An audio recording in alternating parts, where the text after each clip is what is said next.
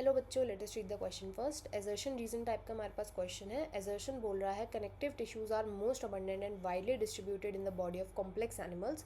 Reason इसका दिया है connective tissues perform special function of linking and supporting other tissue और ऑर्गन्स ऑफ द बॉडी। हमें बताना है both assertion and reason are true and the reason is correct explanation of assertion. Both assertion and reason are true but reason is not correct explanation of assertion. If assertion is true but reason is false or is assertion is false but the reason is true. तो यहाँ पे assertion जो है वो connective tissues के बारे में बात कर रहा है, इसलिए हम यहाँ पर जो की कंसेप्ट लेके चलेंगे, हम कनेक्टिव टिश्यूज़ की बात करेंगे। कनेक्टिव टिश्यूज़, जैसे कि इसका नाम ही कनेक्टिव टिश्यू दिया गया है तो आपको पता चल ही जाना चाहिए कि इनका जो मेन फंक्शन क्या होता है।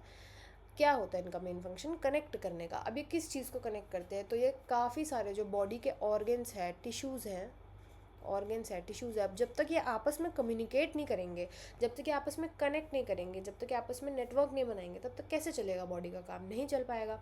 तो इसलिए इस कनेक्शन को पूरा करता है ये कनेक्टिव टिश्यूज़। हमारी बॉडी में जो कनेक्टिव टिश्यूज़ प्रेजेंट होते हैं कॉम्प्लेक्स एनिमल्स के अंदर स्पेशली, वो इस काम को करते हैं कि एक ऑर्गन या टिश्यू को किसी दूसरे ऑर्गन या टिश्यू तक उसका नेटवर्क बनाना, उसको कनेक्ट करना, ताकि वो आपस में एक दूसरे से कांटेक्ट कर पाए, आपस में एक दूसरे को कोई चीज़ दे पाए, उनसे कोई चीज़ ले पाए। तो इसके लिए हेल्प करते हैं हमारे कनेक्टिव टिश्यूज़, इसलिए इनका नाम ही रखा गया है कनेक्टिव टिश्यू।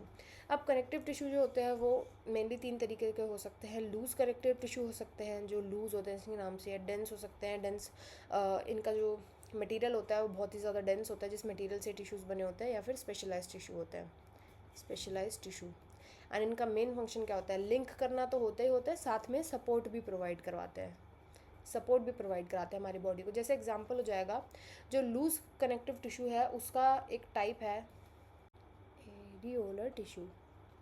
एरियोलर टिश्यू, तो ये एरियोलर टिश्यू क्या करते हैं? ये हमारी स्किन के बीनीथ होते हैं एंड स्किन को सपोर्ट प्रोवाइड कराते हैं, एक तरीके से फ्रेमवर्क प्रोवाइड करवाते हैं, स्किन के बीनीथ प्रेजेंट होते हैं। तो इनका काम दोनों चीज़ें होती है, सपोर्ट भी करना होता है एंड लिंक भी करते हैं। ये लिंक मतलब कनेक्ट करते हैं ऑर्गन टिश्यू को दूसरे ऑर्गन या टिश्यूज से।